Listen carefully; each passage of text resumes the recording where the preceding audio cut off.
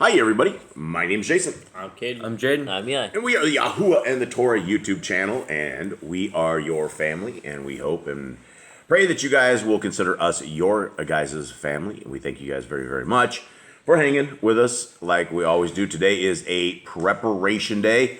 Let's do a little drum roll. Everybody's real super tired, so that drum roll may not come out well. That means tomorrow's Shabbat. All right, what does it mean, gentlemen? Preparation day. That we prepare everything we need to do for tomorrow, because tomorrow is a Shabbat day. We don't cook, we don't clean, we don't work. We spend time with Yah and we learn His Word. So today we need to get everything we need to do before that day done. We need to get our cooking done, our cleaning done, and whatever work we need to have done. We need to get it all out of the way so that we are not worried about it, so we don't have to do anything on Shabbat.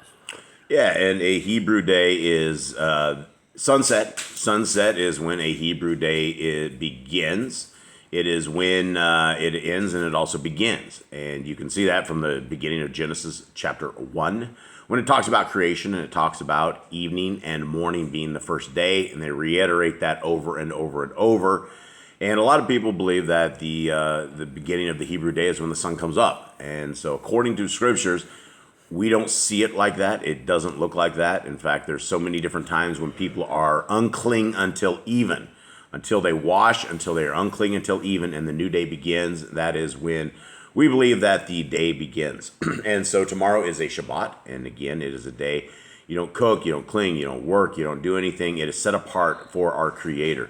It is a mark of those who are part of our Creator's people. And if you don't keep Shabbat, then by default, you aren't a part of the kingdom people. And we are looking for those who are willing to fall on their knee to the creator of the universe, the one who has given us life, who has given us blessings, who has given us everything that we have. We have the abilities to worship him in a cognitive way. We have free will that we are able to choose right from wrong. We can choose our kingdom road, or we can choose the road to hell. And either way, it is our choice. And we are not robots. We are not programmed to just have to follow our creator. We can do whatever we want. We can follow the tree out back, or we can follow the creator of the Shamayim, who is infinite in power and who has delivered us out of our evil ways, has given us a Torah that is found in Genesis, Exodus, Leviticus, Numbers, and Deuteronomy. And he's given us a Melchizedek priest. He's given us a leader, the one who will come and deliver us from where we are at, the one who came and delivered the world, who broke the curse of the curses of the Torah. The curses of the Torah is spiritual death. That is what we all get. From the second we steal from 3 years old, when we put our hand in the cookie jar, we have broken the Torah and fall under the curses of the Torah. And that is why we have a Melchizedek priest. We have a priest that is able to get us out from under those curses, but we are not to live that life. We are not to live out of covenant. If you are out of covenant, that means you do not obey the laws, statutes, and commandments that are found in Genesis, Exodus, Leviticus, Numbers, and Deuteronomy. And if you are out of covenant, that's your own gig. That's your own world. That's your own doing. We all have a chance to find a higher power, to find our way.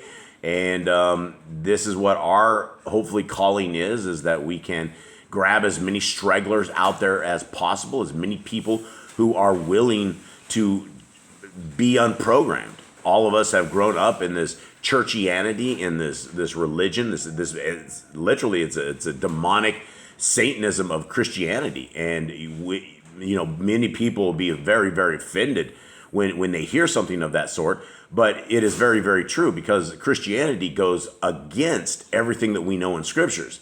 It tells us lies about our laws of our Creator being gone. It tells us lies that we can worship on any day that we want to do and eat whatever we want to eat. It's even lied and told us all food has been made clean, when Leviticus 11 clearly tells us all food has not been made clean. So there is a way to the kingdom, but it is not in the road that we are in, that it is Torah-less. If we are Torah-less, the kingdom is not going to be in our future. Gentlemen, how you guys doing? Good. Everyone okay? Yeah. It's the end of the week. You guys made it. Anything crazy? Anyone have any jokes? Anything good? No. No jokes? Any exciting stories? Anything good? I don't think there's anything to it. No exciting stories this week. Nothing. Everything cool.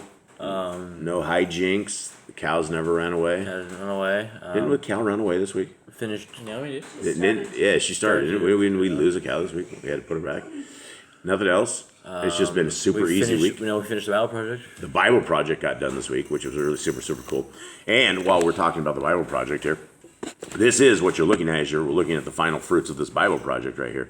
This is 103 book, fully restored name scriptures. You will never, ever find a better price than $64. This is large print. Guys, this is a large Bible. This same Bible, I was looking at the RST&E. They sell this for like $350. The grifters at the Yah Scriptures sell this for $400. This is bigger print, better quality, $64. We're literally giving this away in hopes that we are able to get our prisoner ministry going.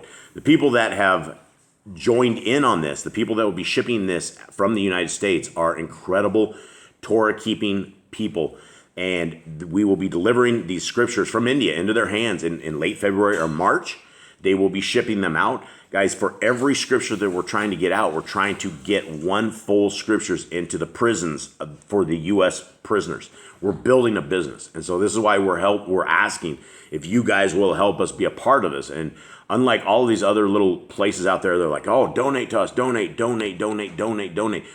Look, we have value right here. We're not asking anyone to donate anything. We're asking people that if you would like to get one of the very best English translation scriptures anywhere to be found anywhere, that you would look no further than right here. And this is where you guys can help us build this ministry. And again, we're not asking for donations. We are giving you one of the very best scriptures that you will ever find anywhere, that has the least amount of mistakes anywhere, that has all of the Apocrypha and beyond. So this is the book. And so if you guys would like to help Boss Clan, no profits come into us at all, but this is how you help Boss Clan, is by helping us help these prisoners, because we love our prisoners. We know and we correspond with a lot of them, and this is the best way that we can reach those who are in chains in the United States of America. And we'll take 3 of these orders, 3 of these where we're trying to do these. By the time we're done with the 3,000th Bible, we will have a free printing press that strictly prints Bibles for people in prisons, and gives you guys this kind of value. Now, you don't need to purchase anything, because you can grab these free PDFs. These PDFs are absolutely free. Unlike any other of these Bible criminals out there that are like hustling up Bibles for really expensive parts, they don't give their scriptures away. And that's the thing, is they all hoard their scriptures. They hoard the word of Yah, and they have no faith that they can give away their scriptures and that people will keep purchasing their wares. For us, we're not, there's no profits on this. We're not living off this. It doesn't matter to us one way or another, but we do hope that we can get the prisoner scriptures going. So these are free. These are absolutely free, and we were going to combine both of these into one big PDF, but it was too big. It was about 24 megs, and we were not going to. We need these small enough that people can email these, because we're getting hundreds and thousands of downloads. We've had like 20,000 downloads throughout the year that we've been doing this. And so lots of people are grabbing these, lots of people are sharing these. And so for the very first time ever, these scriptures are being given away completely free. So here we are, gentlemen. We are into this, and we have another map Brother Glenn gave us. And it looks, let's take a look at this here. Here, I'll pop this down so everybody can take a look at what we're looking at right here. And one thing that I noticed today, and these 2 maps, so we have a couple of these, and I don't think this map is exactly right as far as Manasseh goes. And this is the one Brother Glenn sent. Because if we look at this one right here, which looks a little bit better, Manasseh's up over here, and this one is right here. Manasseh's right there. So a couple things, though, that I was looking at. I guess we'll look at this map. Manasseh, regardless of how it's off a little bit, they got a lot of land. If you look at this, they got a tremendous amount of land. If you look at Benjamin has just a tiny little blink right there. Small tribe. And Dan eventually gets wiped out. Ephraim didn't get much either. Yeah, Ephraim didn't get much either. Being the northern tribe, he didn't get much. Yeah, which is being real easy. Or not being easy, but being part of Manasseh. you would have thought they would have been equal because they were kind of equal at some certain part, but they weren't exactly equal because the way the blessings went down, I guess Manasseh got more. So we have Asher right there, Zebulun, Issachar. If you guys look at that, they're really, really small. Zebulun got nothing too. Yeah, Zebulun is tiny, and it was based upon the tribes, how big these tribes were. So what we were looking at yesterday, I believe, was down here where they were trying to get all of this down there. And here we have Hebron, right? Kebron. And this map, the name looks a little bit better. So we are, anyone have any comments, any kind of questions on this map? We can see the bordering lands where the people around them, like we saw Edom, Moab, Philistia. Right, and then we have the Great Sea right here. This is kind of hard to look at. It is really hard to look at. Yeah, I know. They should have changed the color on the text, I think. Yeah, I don't know, but But here we can see all their surrounding people that are always trying to take me, like Edom, Amalek, Philistia. yeah, and so this is a cool thing, like Israel. This map of Israel, it had a lot of ocean front or like waterfront properties, which. And it's weird that Simeon is inside of Judah's land. They're like inside of it. Yeah. And what's interesting, and what I was talking to Brother Glenn asked me to make sure that I clarified, because I was talking to people and saying, you don't want to be a Jew. And he goes, well, Messiah was a Jew. And I'm like, well, let me clarify this a little bit. What you don't want to be is you don't want to be a modern day guy in Judaism. If you are in Judaism, if you've taken on the religion of the Jews, then you're taking on not only Genesis, Exodus, Leviticus, Numbers, Deuteronomy, but another 250 books or beyond that are full of regulations, like 1,000 different regulations for Shabbat. The Jews have all these different things, as well as the Jews have clauses in there.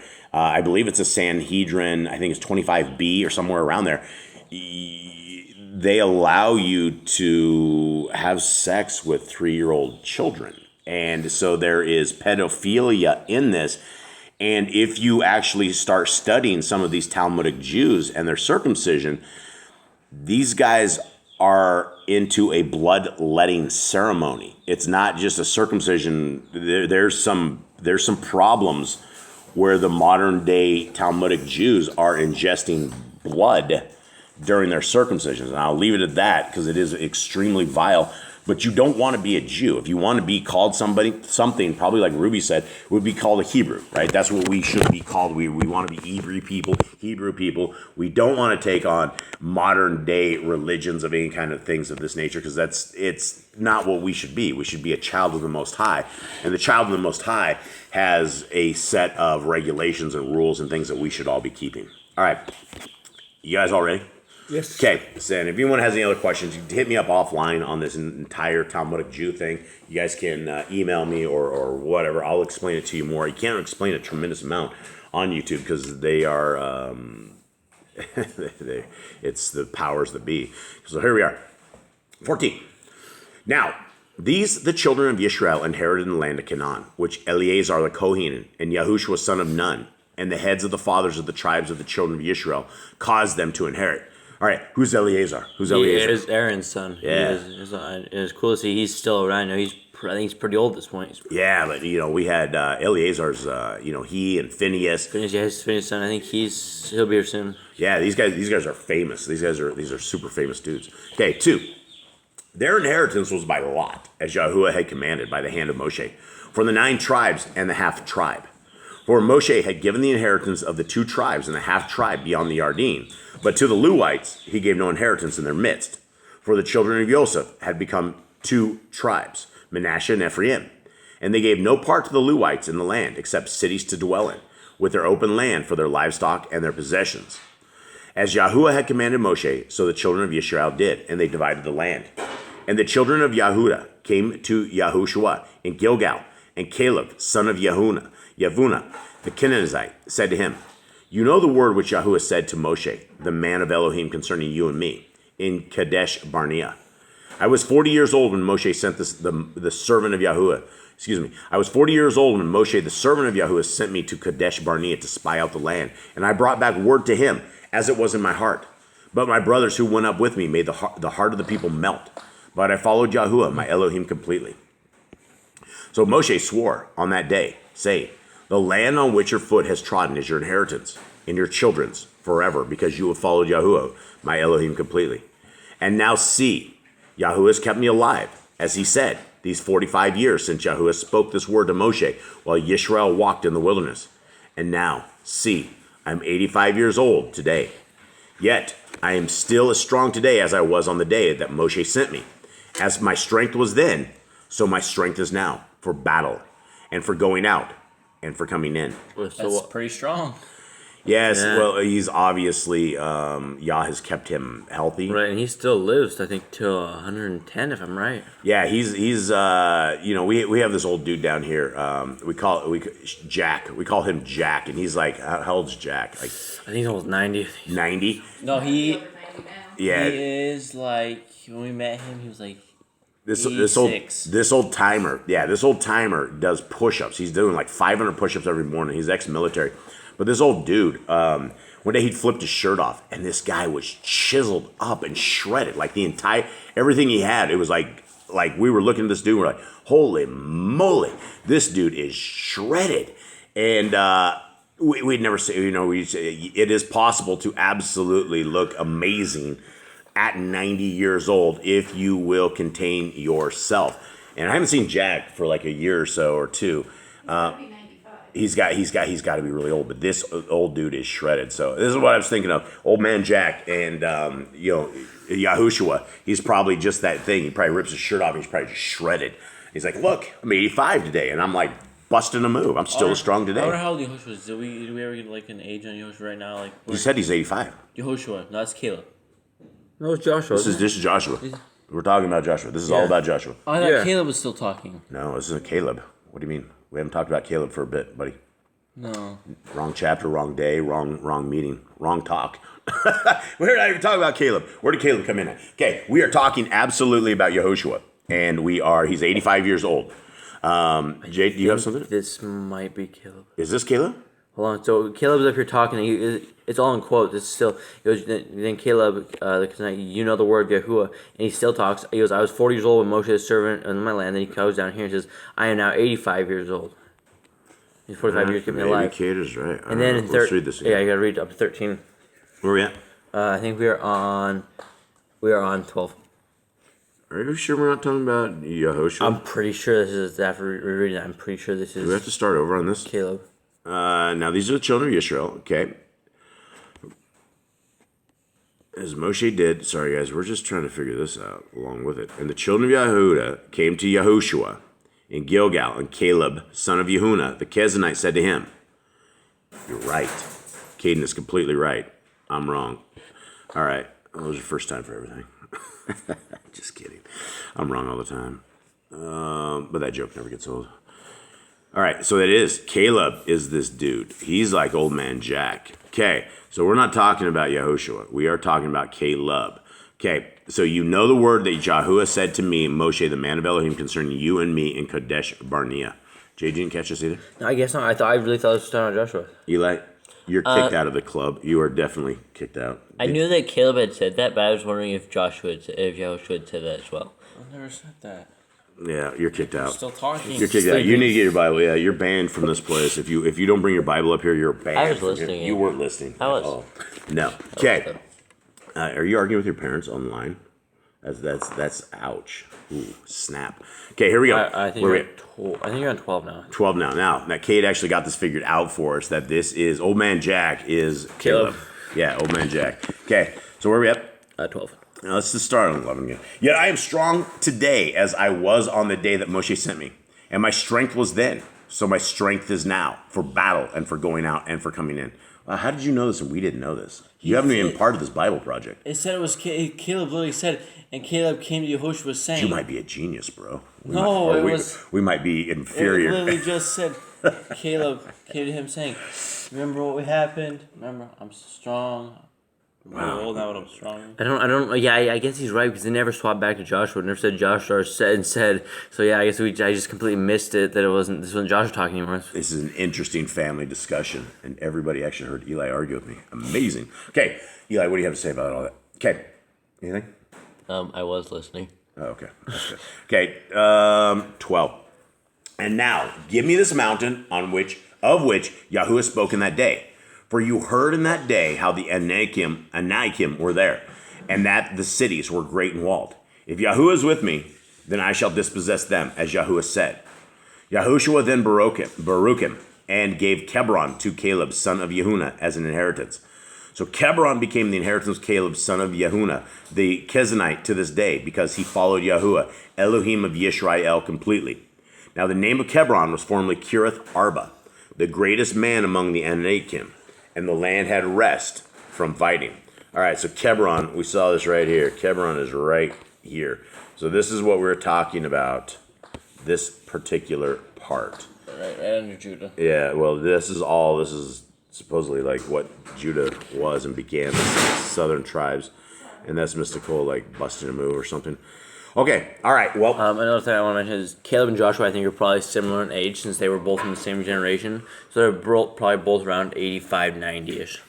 Yeah, I mean, it's been a long time wandering in the desert. Yeah, well, there you go. If you take care of your body, you will end up like Caleb. So he said he was out there 45 years, right? So that means 40 years was there. So they've been doing this for 5 years now, taking over the land since Moses passed. Yeah, and they've done a lot in 5 years, 31 different cities. Yeah, and they're really old, and so they're just killing. Did he take men with him, or did he just go like? No, I'm pretty sure he had the Did army. he just go by himself and go fight the Anakim? No, I'm sure he brought people with him. Yeah, for sure. All right, well, I guess that is it. I guess you guys get to hang out with us as we, as you guys see how our family works and operates, and it's not always with synchronicity. It isn't always with fine-tuned piano pieces. It sometimes has the chords that don't sound right, and that's us. We try to make it through the very best we can. And we hope that you guys are able to make it through the very best you guys can. And we are going to get our day busy. Anyone else have anything for today? Have a good prep day, and if you're not celebrating Shabbat, you should definitely start. Yeah. Because tomorrow is a Shabbat, so it's a good time to start. Yep, very good time to start Shabbat. If you're not keeping Shabbat, is tomorrow. So much love, everyone. All right. Have a good day. Shalom. Bye.